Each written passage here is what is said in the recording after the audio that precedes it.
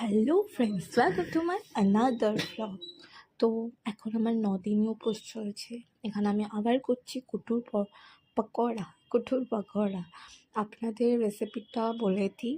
আলু কাটতে হবে, আলপনাটা করতে করতে আলু কাটতে হবে, লম্বা চৌকো আপনারা যেমন পারবেন কাটবেন। কেটে ওর মধ্যে লঙ্কা কেটে দিবে যাতে মুখে একটু টেস্টটা হয়। যাদের উপোস থাকবে তারা এটা খেতে পারে। আমাদের বাঙালির মধ্যে এই রীতিটা তো নেই, তবুও এখানের মধ্যে এই রীতি এটা আছে। তো কাটার পর ওতে লঙ্কা ধনেপাতাটা মাস্ট দেবে, আর লেবু দিলে আরও টেস্ট হবে জিনিসটা।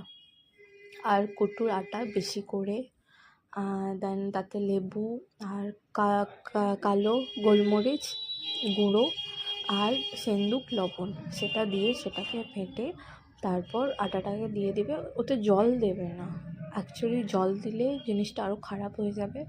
করতেই থাকবে। যদি আপনাদের মনে হয় যে জিনিসটা শুকনো হয়ে যাচ্ছে বা কাদা হয়ে যাচ্ছে, তারপরে আপনারা পরিমাণ দেখেন আটাটা দেবে। নাহলে যদি শুকিয়ে যায় তাহলে তাতে একটু জল দেবে, বেশি দেবে না। তারপর এটা ঘিয়ের মধ্যে ভাজলে আরও টেস্টি হয়। কেউ কেউ ঘি আর তেলের মধ্যেও ভাজতে পারে, সবার পক্ষে সম্ভব নয়। ঘি অত মানে সম্ভব আছে, এই নয় যে নয়, তবুও বেশি ঘি ভালো নয়। তো ওটা ঘি আর তেলের মধ্যে দিয়ে এখানে আমার আলপনাটা আপনাদেরকে কেমন লাগছে আমাকে জানাবেন। আর এখানে আমি দিচ্ছি ধুনো। আজকাল ধুনোর গন্ধ বেকার। এটা আমার পাপা একটা ওয়েডিংয়ে গিয়েছিল, তার পাঞ্জাবে ওয়েডিং ছিল, এখানে লগন হয়েছিল। তার হচ্ছে মিঠাইয়ের বাক্স আপনাদের সঙ্গে একটু একটু শেয়ার করলাম। আমি এমন কোনো জিনিস নিয়ে শেয়ার করি না, সব কিছুর ভিডিও ক্যাপশন রাখি আপনাদের জন্য। ডেলি উপোসের খাবার আমি দিতে তো পারবো না।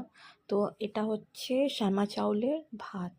আমার ভালো লাগে না খেতে, তাই আমি নর্মালি বানাই খুব লাইটলি, কারণ বাদাম টাদাম দিয়ে বেশি আমার মুখে ভালো লাগে না। আমি খুবই ভাত খেতে পছন্দ করি, ভাত তো খেতে পাই না, তাই শ্যামা চাউল খাচ্ছি। শ্যামা চাউলের রেসিপি জানতে গেলে আমাকে কমেন্টে জানান। আমার চ্যানেল সাবস্ক্রাইব লাইক করে দিন।